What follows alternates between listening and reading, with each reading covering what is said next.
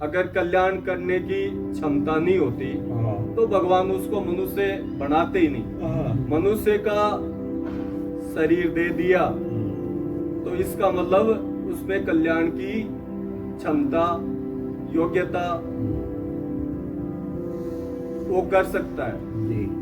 अब वो चाहे गीता जी में आया कि वो अपने कर्तव्य का पालन करे, कैसे? ईमानदारी से। जहां है जिस शरीर में उसको कर्तव्य मिला है, उस कर्तव्य को ईमानदारी पूर्वक निभाए, उसको अपने कर्तव्य का पालन करे, दूसरे के अधिकार की रक्षा करे। स्वे स्वे कर्मणे अभिरतः संसिद्धि लभते नरः। अपने अपने कर्तव्य का यथोचित ईमानदारी पूर्वक, लगन पूर्वक अगर वो अपने कर्तव्य का पालन करता है तो जहां है, जिस देश में है, जिस भेष में है, चाहे स्त्री है तो स्त्रियोचित कर्तव्य, पुरुष है तो पुरुषोचित कर्तव्य, ग्रस्त है तो ग्रस्त युक्त कर्तव्य, और साधु है तो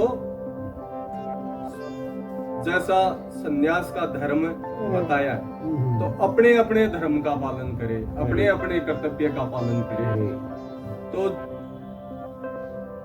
वो वहीं पे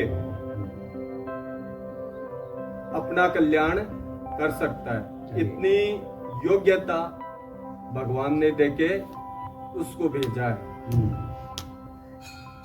84 लाख भोगते भोगते भोगते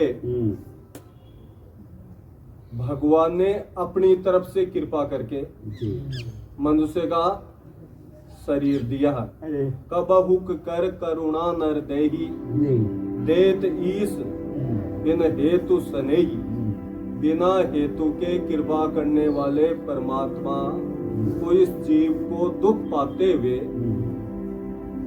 अनंत अनंत योनियों में, अनंत अनंत जन्मों में, अनंत अनंत तरह का क्लेश पाते हुए देख के बिना हेतु की कृपा करने वाले प्रभु को इस पे दया आ गई।